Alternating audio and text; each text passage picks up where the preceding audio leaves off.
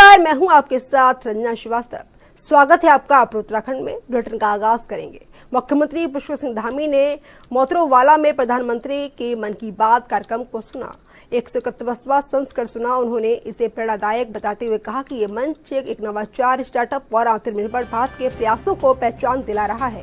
मुख्यमंत्री ने कहा कि पीएम मोदी के नेतृत्व में भारत आर्थिक और रक्षा क्षेत्र में महाशक्ति बनकर उभरा है। उन्होंने उत्तराखंड के विकास का जिक्र करते हुए सख्त कानूनों, नकल विरोधी, दंगारोधी और केंद्र के सहयोग की सराहना भी की। धामी ने बाबा केदारनाथ के संकल्प को दोहराते हुए राज्य की संस्कृति और अस्मिता को सुरक्षित रखने की भी प्रतिबद्धता जताई।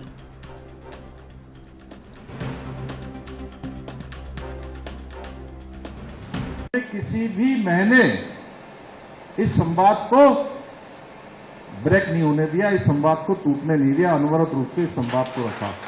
और मुझे लगता है कि Guinness book of world record हमारे प्रधानमंत्री जी के नाम होगा कि इसी राष्ट्राध्यक्ष ने इतने लंबे समय तक अपने देशवासियों से संवाद किया है। और सच में ये संवाद बहुत प्रेरणादायी है, बहुत प्रोत्साहन करने वाला है। और ऐसे लोगों को जो कर्मनिष्ठ लगातार अपनी साधना में लगे हैं, किसी काम में लगे हैं, लेकिन उनको कोई देख नहीं रहा है, काम बहुत बड़ा कर रहे हैं लेकिन उनका नाम बड़ा नहीं है, ऐसे लोगों को पूरे देश और दुनिया के सामने लाकर उन्होंने एक तरह से एक मान्यता देने का काम, उनको पहचान देने का काम अपनी मन के कार्यक्रम के माध्यम से किया है। उन सबका प्रोत्साहन किया है। और प्रोत्साहन ही नहीं, इसके साथ साथ अन्य लोगों को भी, जो लोग अनेक पूर्व मुख्यमंत्री हरीश रावत आपदा प्रभावित चमोली जिले के धराली पहुंचे, जहां उन्होंने चेपड़ो गांव का दौरा किया और स्थानीय लोगों से सीधा संवाद कर उनकी समस्याएं सुनी। इस दौरान रावत ने सरकार की आपदा प्रबंधन नीति पर सवाल उठाते हुए मुआवजे और सुरक्षा कार्यों को लेकर गंभीर आरोप भी लगाए। उन्होंने कहा कि सरकार आपदा प्रभावितों के साथ न्याय कर रही है और मुआवजे के नाम पर केवल खाना पूर्ति की जा रही है। रावत ने पिंडर नदी के कटाव और भू धसाव को लेकर एक नए खतरे के रूप में प्रस्तुत किया। उन्होंने 2014 की आपदा का उदाहरण देते हुए कहा कि उनकी सरकार ने प्रभावितों को उचित मुआवजा दिया था, जबकि वर्तमान सरकार केवल सीमित सहायता दे रही है।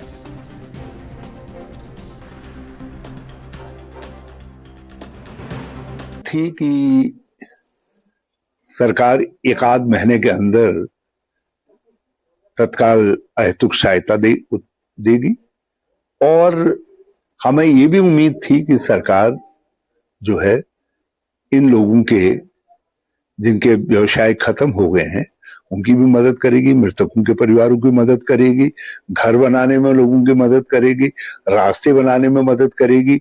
जो इंस्टीट्यूशंस हैं, चाहे वो नगर पालिकाएं हों, क्षेत्र पंचायत हों या ग्राम पंचायत हों, उनकी मदद करेगी ताकि वो विस्तृत फैले हुए अंचल में जो आपदा है उसके प्रभाव को कम कर सकें, उसके प्रभाव का न्यूनीकरण कर सकें और लोगों को जो पीड़ित हैं उनकी सहायता करने का काम कर सकें और जिन क्षेत्र को प्रभावित हुए हैं उन क्षेत्रों का में पुनर्निर्माण के काम कर सकें। लेकिन आज ये 3 जनपदों के भ्रमण के बाद मैं इस नतीजे पर पहुंचा हूं कि सरकार ने इस दिशा में कोई खास ठोस पहल नहीं की है। जो थोड़ा बहुत किया है वो कॉस्मेटिक एफर्ट्स हैं, कहीं पर भी कोई गहरे प्रयास दिखाई नहीं देते हैं और जो कुछ प्रयास हुए हैं वो जिला प्रशासन और स्थानीय प्रशासन के स्तर पर हुए हैं। की स्थिति बहुत दयनीय थी और उस समय भी माननीय पूर्व मुख्यमंत्री जी हरीश रावत जी आपदा पीड़ितों के मरहम को सहने के लिए यहाँ पर पहुंचे थे और तमाम क्षेत्रों का उन्होंने भ्रमण किया था। उसमें आपके चेपड़ों से लेकर थराड़ी में जितनी आपदाएं थी, राहत कैंप हो गए थे, तो उसका जायजा लेने के लिए वर्तमान समय में आए थे। हमने उनसे कहा था कि यहाँ पर सरकार के द्वारा वर्तमान समय में कोई काम नहीं किया जा रहा है, तो उसका जायजा लेने आए थे वो कि भाई इस आपदा की घड़ी में क्या स्थिति है और थराड़ी में इन 4-5 महीनों में की आपदा आई थी 22 अगस्त को। उसके बाद थराली क्षेत्र में कोई भी आपदा के काम नहीं हुए। हाँ, जिला प्रशासन से आपदा प्रबंधन से हमें मलबा हटाना जो लोगों के घरों में घुसा था या रास्ते टूटे थे उसमें जो मलबा आया था उसके लिए कुछ धनराशि दी गई। उसके अलावा जो क्षति यहाँ पर नगर पंचायत में हुई थी, नगर पंचायत की जो संपत्ति है जैसे शौचालय, पुलियाएं, रास्ते, दुकानें या अन्य तमाम चीजों, उसके लिए अभी तक कोई भी बजट यहाँ के लिए नहीं दिया गया है।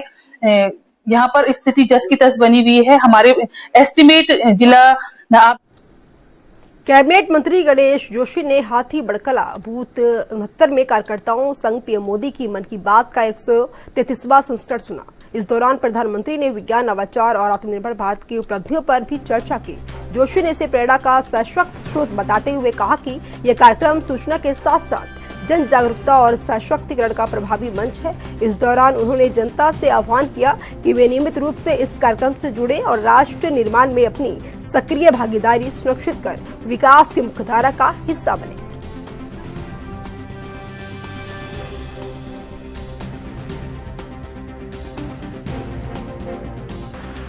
प्रधानमंत्री की मन की बात का 133वां एपिसोड सुनने का मौका मिला, जिसे अपने कार्यकर्ताओं के साथ हमने सुना है।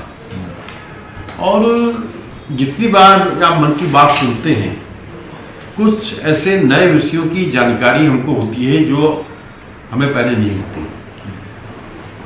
इसलिए मैं देशवासियों से, प्रदेशों से अनुरोध करता हूँ, सिर्फ 30 मिनट का समय लगता है और आप मन की बात को अवश्य सुनें और उसका लाभ अपने जीवन में उठाएं।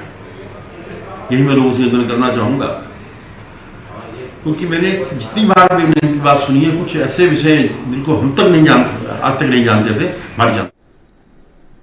कैबिनेट मंत्री डॉक्टर धन सिंह रावत ने जसपुर पहुंचकर बीजेपी जिलाध्यक्ष मनोज पाल की माताजी के निधन पर शोक संवेदनाएं व्यक्त की। इस दौरान उन्होंने उत्तराखंड बोर्ड परीक्षा में 2 सुधार और छात्रों के शानदार प्रदर्शन पर भी खुशी जाहिर की। मंत्री ने मेधावियों को बधाई देते हुए उनके उज्जवल भविष्य की कामना की। साथ ही राजनीतिक चर्चा करते हुए उन्होंने दावा किया कि पश्चिम बंगाल में बीजेपी की सरकार बनेगी और उसी तर्ज पर जसपुर विधानसभा क्षेत्र में भी आगामी चुनावों में बीजेपी का परचम लहराएगा।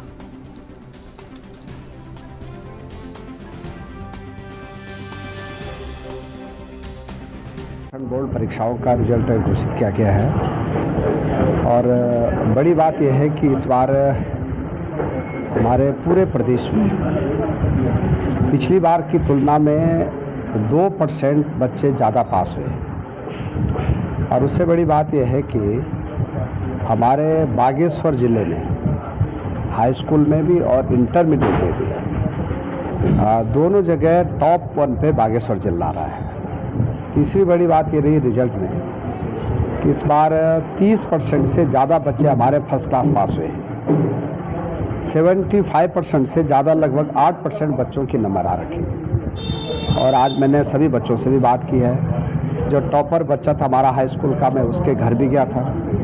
फिर आज काशीपुर में हमारा एक रोज़गार मेला था, जो हमारे बच्चे पॉलिटेक्निक करते हैं, इंजीनियरिंग करते हैं, तो लगभग 1300 बच्चे उसमें भाग लिए आज और 70% बच्चों को आज वहीं पे कंपनी वालों ने रोज़गार दिया है। फिर अभी हमारे जिलाध्यक्ष की माता जी का देहांत हुआ था, मैं आज यहाँ आया हूँ शोक संवेदना करने के लिए। और मैं कह सकता हूँ कि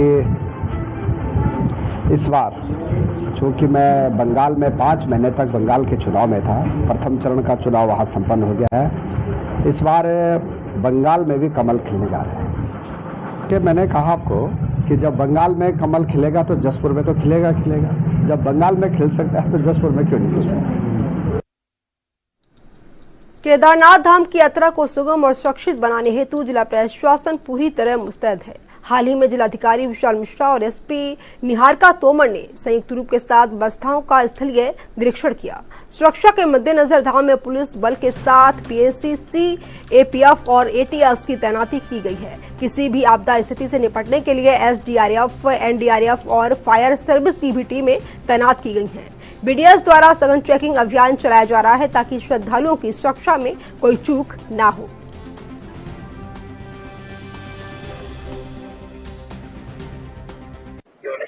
श्री केदारनाथ धाम के कपाट 22 अप्रैल को सुबह 8 बजे खुले थे।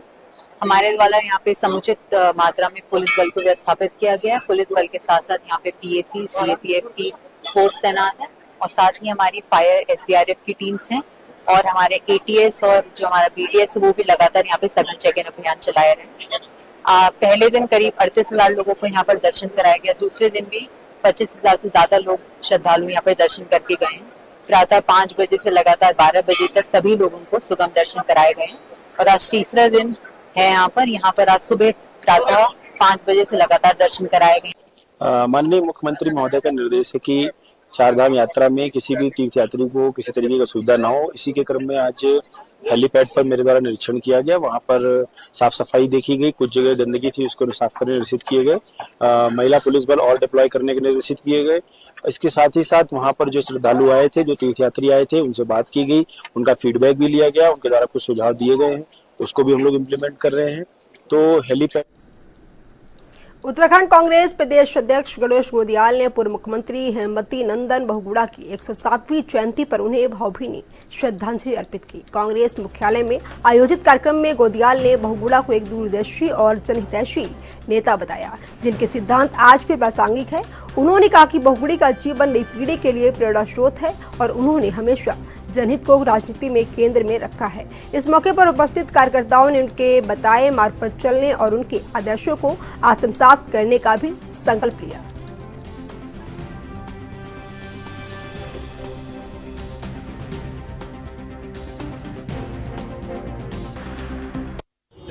जी, मैं आज स्वर्गीय हेमवती नंदन बहुगुणा जी को हम सब लोगों ने याद किया। वो पहाड़ के वास्तविक रूप में सपूत थे। पहाड़ का दर्द उनके मन में पहले से रहा और उन्होंने एक पहाड़ी होने का वो कहते थे कि हिमालय टूट सकता है पर झुक नहीं सकता, लेकिन हिमालय टूटकर भी मैदानों को जीवन देता है। मैदान में उपजाऊ ज़मीनें वो हिमालय टूटकर पैदा करता है। तो इसलिए उनका ये विचार बहुत बृहत और बहुत बड़ा विचार था और वो हिमालय के समान ही बिल्कुल मजबूत इच्छा शक्ति रखने वाली शख्सियत थे। हम सब आज इस मौके पर उन्हें सादर श्रद्धा। देहरादून में महिला आरक्षण बिल और 28 अप्रैल के विशेष सत्र को लेकर सियासी पारा चढ़ गया है। महिला जन आक्रोश महापदयात्रा की सफलता से उत्साहित बीजेपी विधायक आशा नौटियाल ने कहा कि प्रदेश की महिलाएं अब जागरूक हैं और वे केवल विकास और सम्मान की राजनीति को चुनेंगी। नौटियाल ने बीजेपी को महिला सशक्तिकरण का हितैषी बताते हुए कांग्रेस पर इन मुद्दों को महज चुनावी हथियार बनाने का आरोप भी लगाया। उन्होंने साफ किया कि महिलाएं अब किसी के बहकावे में नहीं आएंगी और आगामी विशेष सत्र के फैसले प्रदेश की राजनीति में निर्णायक साबित होंगे।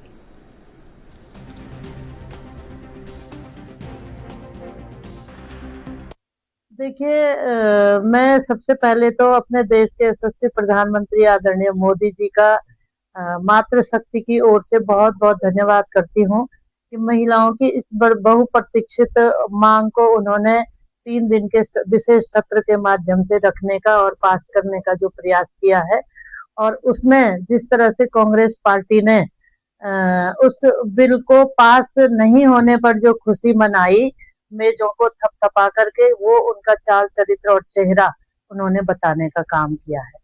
अब हमारे यहाँ पर हमारे माननीय मुख्यमंत्री आदरणीय पुष्कर सिंह धामी जी ने विशेष सत्र के माध्यम से ये महिला आरक्षण बिल पे चर्चा करने के लिए एक दिन का सत्र 28 तारीख को बुलाया है।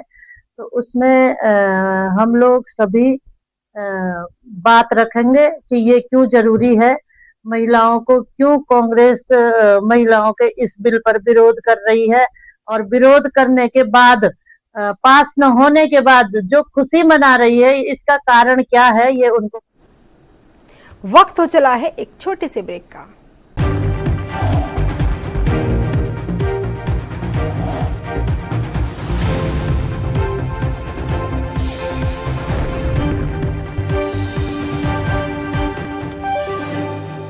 ब्रेक के बाद आप लोगों का एक बार फिर से स्वागत।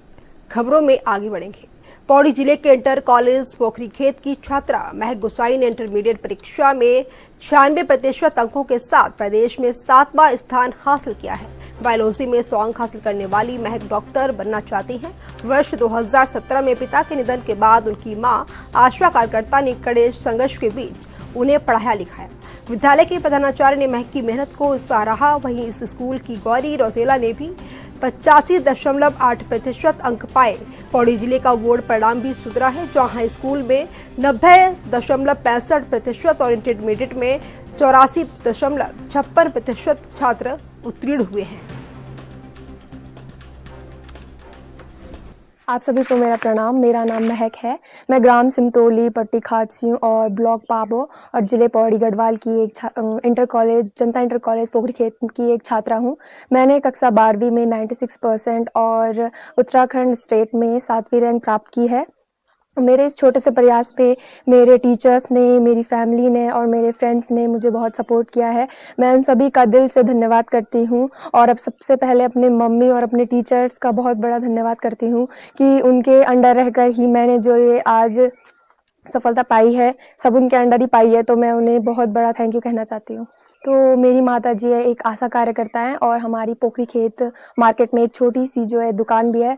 और जो मेरे पिताजी हैं वो सन 2017 में उनकी जो है वो बीमारी के कारण उनकी जो है डेथ हो गई थी। तो उसके बाद से जो मेरी मम्मी है और जो मेरी दादी और मेरे चाचा हैं, बस मेरी छोटी सी फैमिली है और इन्होंने ही मुझे पूरा सपोर्ट किया है। मेरी मम्मी हमारे लिए दोनों मदर और फादर दोनों ही हैं और मेरी मम्मी ने ही जो है पूरा संघर्ष झेला है और हमको आज यहाँ तक खड़ा किया है।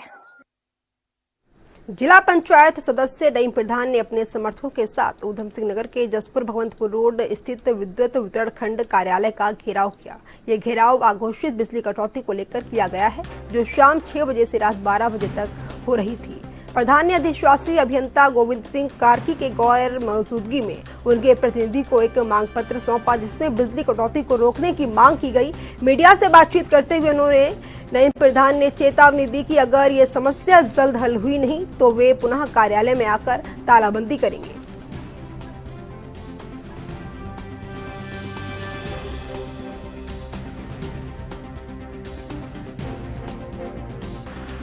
आप सब लोग जानते हैं कि पिछले कुछ समय से अघोषित विद्युत कटौती की जा रही है। दिन भर आदमी अपने काम धाम में व्यस्त होकर शाम को आराम करने के लिए अपने घर में जाता है और रात भी पूरी रात 4 घंटे 5 घंटे ग्रामीण क्षेत्र में और शहरी क्षेत्र में भी लाइट गायब है। तो हम इस गूंगी बहरी सरकार से पूछना चाहते हैं कि हमारे स्टेट से बिजली उत्पन्न होकर अदर स्टेट में बेची जा रही है, तो पहला हमारे स्टेट का अधिकार है या दूसरे स्टेट का अधिकार है? हर कहीं लूट मचा रखी है सरकार ने, न बिजली छोड़ रही है न खनन छोड़ रही है सरकार ये। तो इस तानाशाही रवैये के खिलाफ आज हम शांतिपूर्वक अपने साथियों के साथ में एक ज्ञापन देने के लिए आए हैं। अगर ये व्यवस्था ऐसी रही 2 दिन 4 दिन में अगर नहीं सुधरी तो फिर इस बिजली घर में हम ताला मार देंगे, यहाँ किसी को काम नहीं करने देंगे और न कोई आएगा अधिकारी कोई आएगा तो उसको बाहर खड़ा करेंगे। अभी जो उनके एक्शन साहब की प्रतिनिधि मैडम थी, उन्होंने हमें आश्वासन दिया है कि बहुत जल्दी सुचारू रूप से बिजली की व्यवस्था होगी। इनके आश्वासन पर हम लोग यहाँ से जा रहे हैं। अभी ये नहीं कि हम कहीं दूर जा रहे हैं, जसपुर में ही रहना है। अगर 2 दिन ऊधम सिंह नगर के एक रिक्शा में पंतनगर हाईवे चौड़ीकरण के रास्ते में आ रही अवैध बेनी मजार को प्रशासन ने ध्वस्त कर दिया। रेलवे और जिला प्रशासन ने नोटिस की अवधि समाप्त होने के बाद ये कार्रवाई की। दस्तावेज न मिलने पर मजार को हटाकर रेलवे की भूमि को कब्जा मुक्त कराया गया। वहीं प्रशासन ने साफ किया कि संरचना के नीचे कोई अवशेष नहीं मिले हैं। जेसीबी के जरिए निर्माण हटाने के बाद अब हाईवे के चौड़ीकरण का कार्य सुचारू रूप से आगे बढ़ा जा सकेगा।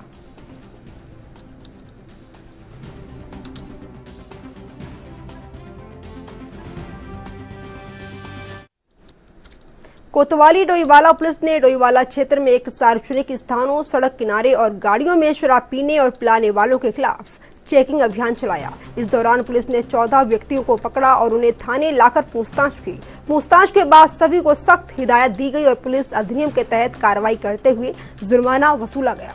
दून पुलिस ने चेतावनी दी कि सार्वजनिक स्थानों पर नशा करने वालों के खिलाफ कड़ी कार्रवाई लगातार जारी रहेगी। पुलिस का यह अभियान नशे की रोकथाम और सार्वजनिक स्थलों पर अनुशासन बनाए रखने के उद्देश्य से चलाया जा रहा है।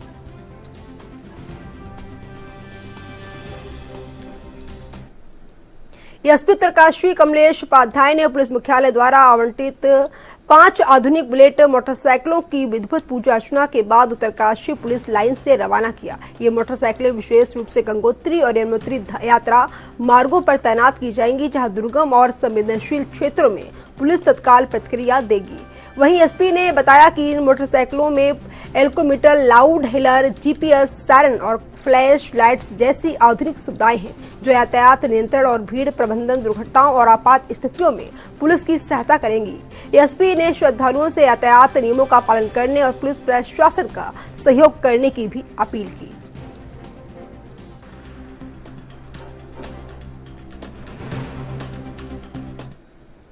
कैबिनेट मंत्री गणेश जोशी ने मसूरी देहरादून मार्ग पर कठाल गेट के पास नवनिर्मित वैली ब्रिज का उद्घाटन किया। निरीक्षण के बाद इस पुल को आम जनता के लिए खोल दिया गया है। आगामी पर्यटन सीजन के दौरान बढ़ने वाले ट्रैफिक दबाव को कम करने और जाम की समस्या से निजात दिलाने के लिए इस अस्थायी पुल का निर्माण किया गया है। वहीं मंत्री जोशी ने कहा कि जब तक स्थायी पुल तैयार नहीं हो जाता, तब तक ये वैली ब्रिज स्थानीय निवासियों और पर्यटकों के लिए बड़ी राहत साबित होगा।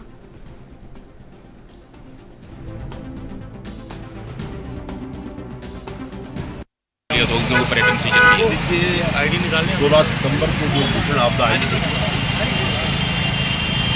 जनताओं में बहुत नुकसान हुआ।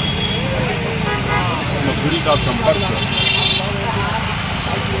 जिले से कट गया था। यहाँ पर हुआ था, वहीं भट्टीकोला में, शैलधारा में क्रांति आई थी। ये मसूरी मुख्य मार्ग है और प्रकृति का जो दबाव है दूर पर रहता है, पूरा दूर यहाँ जाता है। और छोटा जो पहले पुल लगा है, छोटा होने के कारण यहाँ पर सब जाम लगता था। यहाँ के लोगों की मांग थी, हमारे अध्यक्ष की, सारी टीम मसूरी की बार मांग कर रही थी, तो हमने तुरंत कोशिश करवाने की, हमने एक परमानेंट पुल भी यहाँ पर शुरू किया 1 करोड़ की लागत से। उत्तराखंड कांग्रेस की वरिष्ठ प्रवक्ता डॉक्टर प्रतिमा सिंह ने मुख्यमंत्री पुष्कर सिंह धामी और बीजेपी सरकार पर तीखा प्रहार किया है। इस दौरान सत्ता पक्ष के सड़क पर उतरने को सरकार की विफलता और हास्यास्पद स्थिति को करार दिया है। प्रतिमा सिंह ने मांग की है कि भाजपा केवल दिखावा न करे और तत्काल 70 सीटों पर महिलाओं को 33% आरक्षण दे। उन्होंने कहा कि आक्रोश रैली की खाली कुर्सियां बीजेपी के प्रति महिलाओं के मोहभंग का प्रमाण है। प्रवक्ता ने अंत में तंज कसा कि प्रदेश संभालना सबके बस की बात नहीं।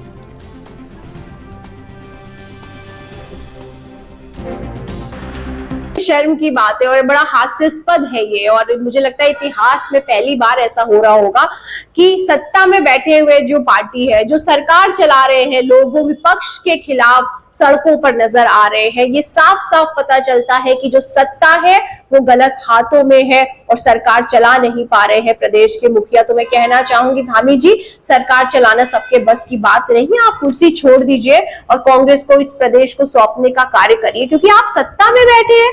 आप यूसीसी लाने का क्रेडिट लेके जाते हैं, लेकिन प्रदेश की महिलाओं के मान सम्मान देने के लिए, उनको भागीदारी देने के लिए, उनको उनका हक देने के लिए उधर मोदी जी ने नाटक किया, स्वांग रचा, जो फेल हो गया। इधर आप स्वांग रचने का कार्य कर रहे। अरे भाई दे दीजिए ना, दे दीजिए। प्रदेश में 70 सीटों में 33% आरक्षण महिलाओं को देने का कार्य करिए। ये तमाशा बहुत हो गया। और आपके आक्रोश रैली में कौन था और कौन नहीं था, ये पूरे प्रदेश ने देखने का कार्य किया है। कुर्सियां खाली नजर। आज के बुलेटिन में इतना ही। मुझे दीजिए इजाजत। नमस्कार।